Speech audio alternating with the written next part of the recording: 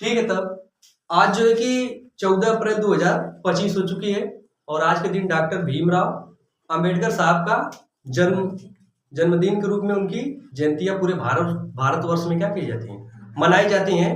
और आज हम पढ़ेंगे टेंस के बारे में, जो क्लास कौन सा है, डे ऑफ 10 है, अर्थात 10वां क्लास है। तो आप इसको पढ़िएगा जरूर। और आज जिस महापुरुष का बर्थडे बोल सकते हैं, वो अपने आप में इतने बड़े आदमी थी क्योंकि उतना संघर्ष और उतना बलिदान शायद इस पृथ्वी पे शायद अब कोई दूसरा नेता नहीं कर पाएगा। ठीक, बाकी इस क्लास के लास्ट में हम उनके बारे में और कुछ जानकारी आपको देंगे जो अपने आप में एक विशेष जानकारी के रूप में रहेंगी। पहले देख लीजिए ना, देखिएगा हमको पढ़ना है पास्ट टेंस। आज क्या पढ़ेंगे? पास्ट टेंस ना। तो पास्ट टेंस में अभी आप देखे होंगे टेंस मुख्य रूप से 3 प्रकार का होता है, प्रेजेंट टेंस, पास्ट टेंस और फ्यूचर टेंस। अब हम सभी यह पढ़े हैं पहला वाला, इसी का सहायक क्रिया होता है इज और पता कैसे चलता है कि इज मान लगेगा, इसी का पहचान होता है हिंदी वाक्य में है हूँ हो सब। एकर होई अब था थे, एकर होई गा गे, सुन में आया। सहायक क्रिया लेंगे तो इज मार वाज वर और विल्स है, सुन में आया। तो हम पहला पढ़ चुके हैं, पहला के बारे में डिटेल पूरा पढ़ चुके, सिंपल, निगेटिव और इंट्रोगेटिव अब क्या कर चुके हैं, पढ़ चुके हैं। आज हमको पढ़ना है पास्ट टेंस जो कि 10वां क्लास है ना।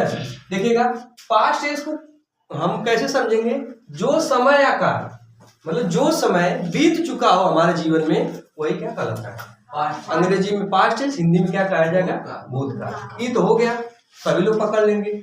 मेन ये होता है पहचान, कैसे पहचानेंगे, कौनो वाक्य हम बोलेंगे ना तो उसमें था लगा रहेगा। जैसे हम कह लें कि मैं एक किसान था, इसके पहले वाले में क्या था, मैं एक किसान हूँ ना, रुके रहिएगा अभी ना, मैं एक किसान हूँ, समझ में आया। तो मैं एक किसान हूँ का मतलब अब ये की बात हो ना, वर्तमान काल की बात हो रही है। तो उसमें आप इजेमार लगाते थे, जिसमें हिंदी वाक्य अंत में है हूँ हो शब्द आएगा, उसमें क्या लगेगा, इजेमार लगेगा। लेकिन अगर हम कह दें कि मैं एक किसान था, ऊपर देखा लगी वाज या, तो कैसे पता वाज या लगेगा, मैं एक किसान था, जिस हिंदी वाक्य में था थे थी आएगा वो क्या हो जाएगा।